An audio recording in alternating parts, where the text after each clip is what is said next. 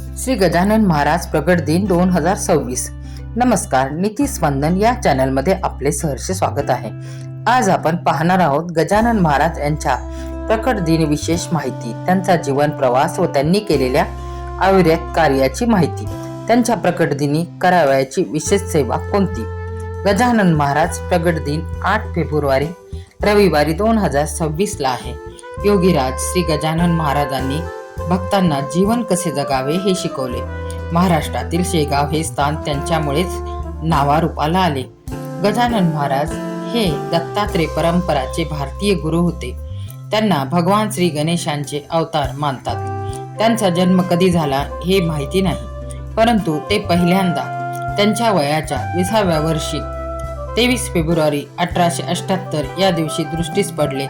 त्यांचे अनुयायी ही तिथी गजानन महाराजांचा प्रकट दिन म्हणून आणि ऋषी पंचमी हा दिवस त्यांची पुण्यतिथी म्हणून पाळतात।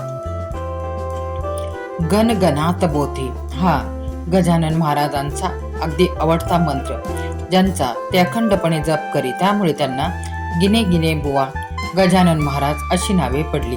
भक्त त्यांना प्रेमाने गजानन बाबा म्हणतात। गजानन महाराज यांचे जीवन वर्णन करणारा ग्रंथ श्री दासगणू महाराज यांनी लिहिला असून त्यांचे नाव श्री गजानन विजय असे आहे।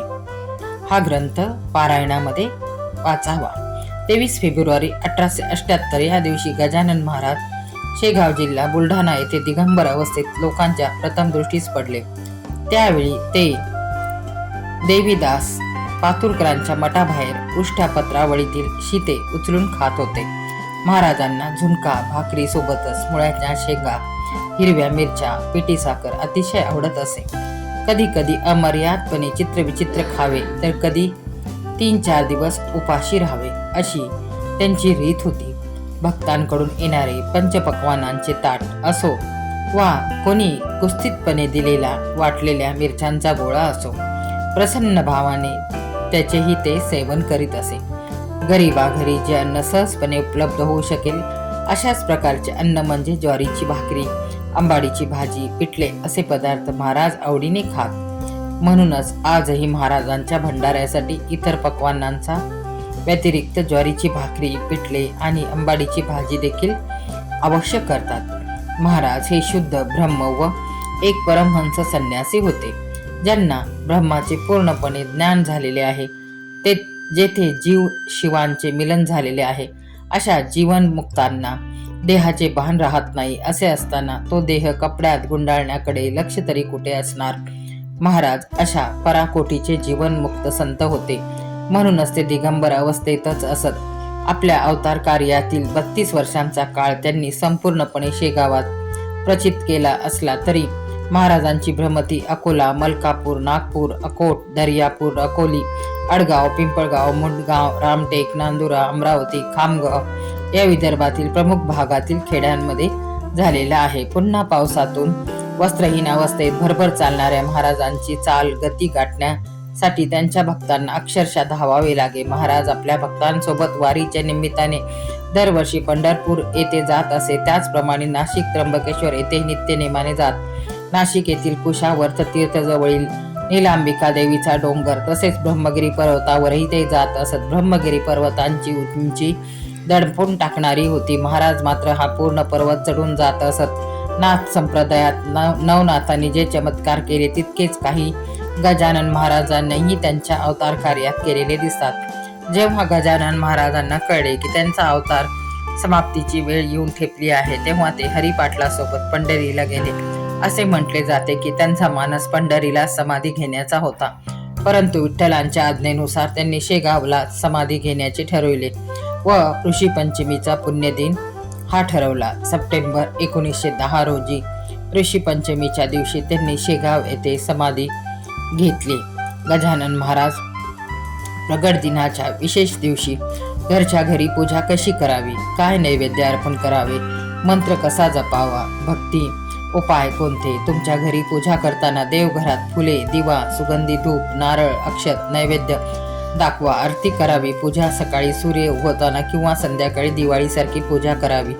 नैवेद्यात पिठलं, बेसन, भाकरी, लाडू, हलवा, उकडीचे मोदक, फळे, भात प्रिय आहेत। आंबाडीची भाजी, भाकरी, मुळ्यांच्या शेंगांची भाजी प्रिय आहे.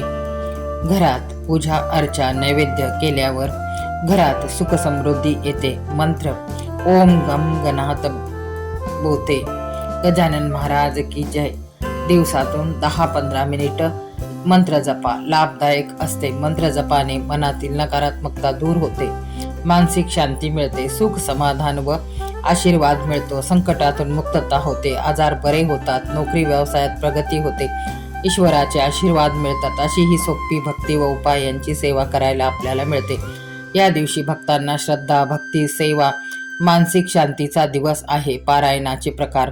एक आसनी पारायण. 1 दिवसात एकाच बैठकीत संपूर्ण 21 अध्यायाचे पारायण करावे.